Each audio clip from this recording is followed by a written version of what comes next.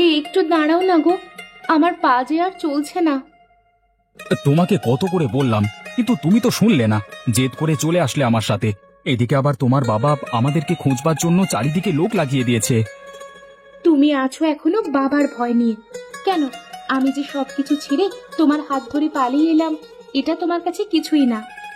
তুমি বুঝতে পারছো না, অভাব যখন দরজা দিয়ে ঢুকবে তখন ভালোবাসাও না জানলা দিয়ে পালিয়ে যায়। এই, তুমি বাজে বকো না তো। আমি এখানে বসলাম, যাও তুমি আমার জন্য একটু জল নিয়ে এসো। এই বনের ভেতরে আমি এখন জল পাবো কোথায় বলতে পারো? আমি সেটা বলতে পারলে কি আর তোমাকে বলতাম? যাও তুমি একটা কিছু করো, আমার গলা যে একেবারে শুকিয়ে আসছে। কি হলো, এখনো কোনো খোঁজ নেই কেন? আমাকে রেখে আবার ভীতুটা পালালো না তো? এই নাও জল, হে আমাকে উদ্ধার করো। যাক, আমি তো ভাবছিলাম যে তুমি বোধহয় আমাকে ফেলে পালিয়ে যাবে। তোমার না দিন দিন মাথা থেকে সব বুদ্ধি শুদ্ধি হাওয়া হয়ে যাচ্ছে। তুমি তোমার সবকিছু ছেড়ে আমার মতো ভবঘুরের হাত ধরে পালিয়েছো, আর আমি তোমাকে রেখে পালাবো? বলা তো যায় না, তুমিই তো বলছিলে যে অভাব, দরজা জানলা কি সব। বুঝেছি, এখন চলো। তা না হলে কিন্তু তোমার বাবার পোষা লাঠিয়াল বাহিনী আমাদের ধরতে পারলে আমাকে আর আস্ত রাখবে না। তোমাকে তো কিছু বলবে না, হাজার হলেও তুমি জমিদার কন্যা। বেশ চলো, এত ভয় পেও না, আমি তো আছি তোমার সাথে নাকি।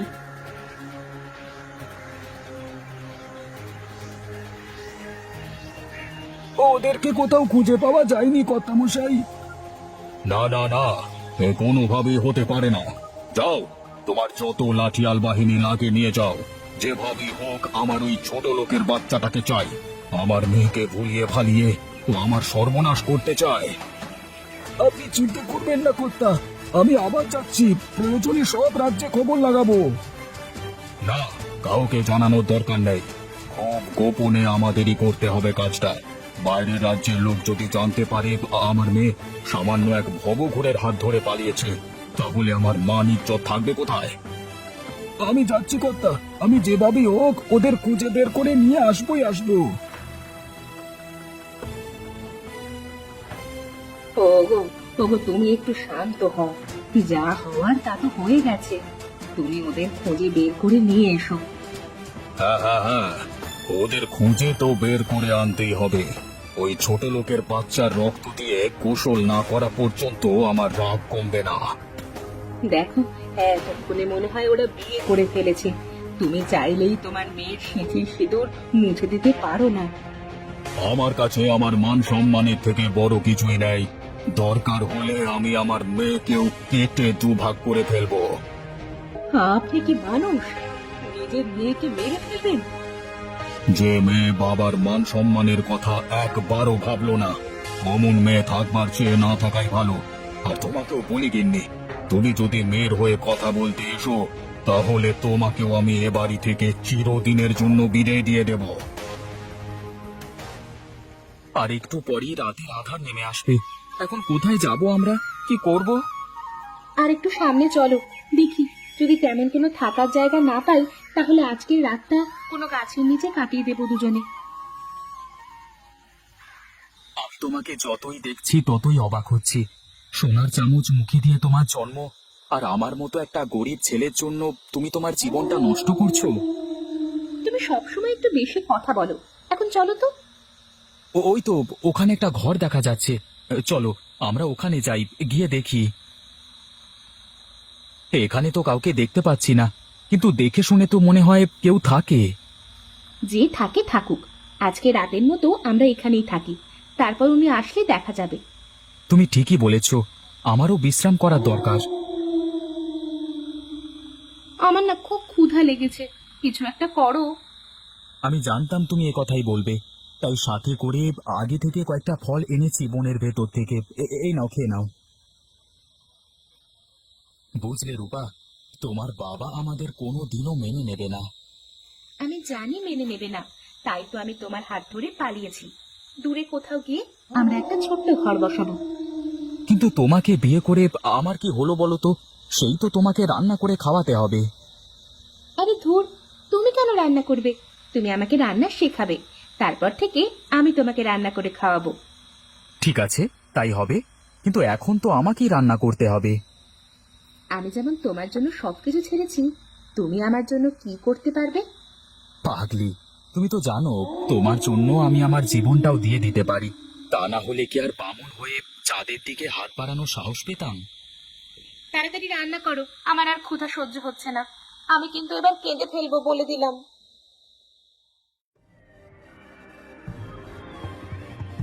কে কে আমার ঘরের ভেতরে কথা বলে? কে তোমরা? কি তোমাদের পরিচয়? আমার ঘরে তোমরা কি করো? হ্যাঁ, আসলে আমরা বনের ভেতর দিয়ে যাচ্ছিলাম, রাতের থাকবার জায়গা খুঁজছিলাম, তাই এখানেই রাতটা কাটিয়েছি। মানে, তোমাদের পরিচয় দাও, তা না হলে আমি তোমাদের এ রাজ্যের জমিদারের কাছে নিয়ে যাব। দোহাই আপনার, আপনি এমনটা করবেন না আমাদের সাথে। ওর নাম রূপা, শান্তিপুরের জমিদার কন্যা। আমরা দুজনে দুজনকে ভালোবেসে পালিয়েছি। তার মানে নীলকান্ত রায়ের একমাত্র মেয়ে তুমি? আপনি আমার বাবাকে চেনেন? চিনব না কেন? আজকে তার জন্যই তো আমি এই গহীন বনে একলা বসবাস করি। আমার অপরাধ ছিল, আমি ভালোবেসেছিলাম। আমি বুঝি আপনার কষ্ট, কিন্তু আমাদের যে যাওয়ার কোনো জায়গা নেই। এখানেও তো তোমরা নিরাপদ নও বাবা, যে কোনো সময় জমিদারের লোকজন চলে আসতে পারে। তাহলে আমরা কি করব? আমাদের একটা রাস্তা বলে দিন। তোমরা চিন্তা করো না, তোমরা আপাতত আমার এখানেই থাকো, আমি বাইরে থাকতে পারবো। দেখি আমি তোমাদের জন্য কিছু করতে পারি কিনা। আপনাকে যে কি বলে ধন্যবাদ জানাবো। আমাকে ধন্যবাদ জানানো লাগবে না রে মা, তুই তো আমার মেয়ের মতো। তোর বিপদে তোর পাশে থাকতে না পারলে যে আমার পাপ হবে। বেশ, তোমরা থাকো, আমি একটু আসি। গুরুদেব, আমাকে আপনার একটা উপকার করতে হবে। আমি জানতাম তুই আসবি, এখন বল কি উপকার করতে হবে। বাবা, এই জঙ্গলের সব দিকেই তো বড় বড় নদী, আর একদিকে ওই শয়তান জমিদার। এখান থেকে দূরে কোথাও যাওয়ার রাস্তা বলে দিন দয়া করে। বনের উত্তর দিক দিয়ে হেঁটে গেলে একদম সোজা সুরমা নদী পাবে। সেখানে কিছু লাউ গাছ দেখতে পাবে। একটা লাউ গাছের পাতা নদীতে ছিঁড়ে ফেলবার সাথে সাথে নৌকা হয়ে যাবে। সেই নৌকা করে এখান থেকে বের হতে পারবি। আপনাকে যে কি বলে ধন্যবাদ জানাবো তার ভাষা আমার জানা নেই। ওই লাউ পাতার নৌকা শুধু তোকে ওপারে নিয়ে যেতে পারবি। অন্য কোনো জাহাজ নিয়ে গেলেও তুই ধ্বংস হয়ে যাবি। ঠিক আছে বাবা, তাই হবে। এখন তাহলে আমি চলি।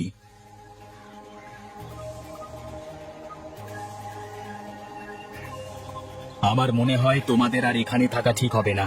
আমি আসবার সময় দেখলাম জমিদারের এক পেয়াদা এদিকে আসছে। এখন তাহলে কি হবে আমাদের? কিছুই হবে না তোমাদের। আমার গায়ে এক ফোঁটা রক্ত থাকতে তোমাদের কিচ্ছু হতে দেব না আমি। তোমরা চলো আমার সাথে। কিন্তু কোথায় যাব, কিভাবে যাব আমরা? এখন কথা বলবার সময় নেই, চলো, আমি তোমাদের সব পথ দেখিয়ে দেব, চলো। এই যে দেখছো লাউ পাতা, এখান থেকে একটা পাতা ছিঁড়ে নদীতে ফেলতেই নৌকা হয়ে যাবে। তোমরা নৌকা করে চলে যাও। আপনার এই ঋণ আমি কোনোদিনও শোধ করতে পারবো না। আর সময় নষ্ট করো না তোমরা, যাও, এক্ষুনি চলে যাও, তা না হলে জমিদারের লোকজন তোমাদের ধরে নেবে।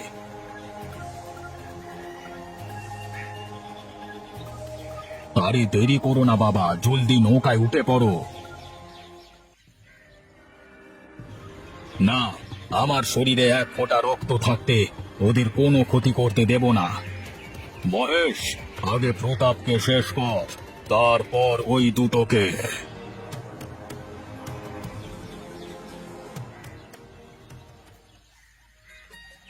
চাটা যা সুন্দর হয়েছে গিন্নি, এত সুন্দর করে চা বানাতে শিখে গেছো তুমি? আরো কত কিছুই তো করতে পারি, দেখাবো নাকি তোমাকে? না বাবা, আমার ভয় করে, তোমার তো খুব সাহস। সাহস না থাকলে কি আর তোমার মতো ভবঘুরের হাত ধরে সেদিন পালাতে পারতাম? তবে যাই বলো, সেদিন পালিয়েছিলাম বলি না আজকে আমরা এত সুখে আছি। কিন্তু আমাদের জন্য প্রতাপ কাকা তার নিজের জীবন দিয়ে দিল। তোমার বাবা কি নিষ্ঠুর, সেদিন তো আমাদের হাতে পেলে তোমাকে না মারলেও আমাকে ঠিক মেরে ফেলতো। অত সোজা না, আমি বেঁচে থাকতে তোমার কিছুই হতে দিতাম না। আর ওই নৌকার কথা মনে আছে তোমার? নৌকার কথাটা কি আর বলবার মতো? লাউয়ের পাতা থেকে নৌকা তৈরি হয়ে গেল। মনে হয় কোনো জাদু মন্ত্র ছিল এর ভেতরে। তা না হলে আমাদের এবারে পৌঁছানোর পরে হঠাৎ করে নৌকাটা উধাও হয়ে গেল কেন? সে যাই বলো, এখন কিন্তু আমরা অনেক সুখে আছি, তাই না বলো? হ্যাঁ, কিন্তু কেমন গন্ধ বের হচ্ছে। কোথাও ভাত পোড়া গন্ধ না তো? ও হ্যাঁ, আমি তো চুলায় ভাত বসিয়ে এসেছি, তুমি থাকো, আমি দেখে আসি।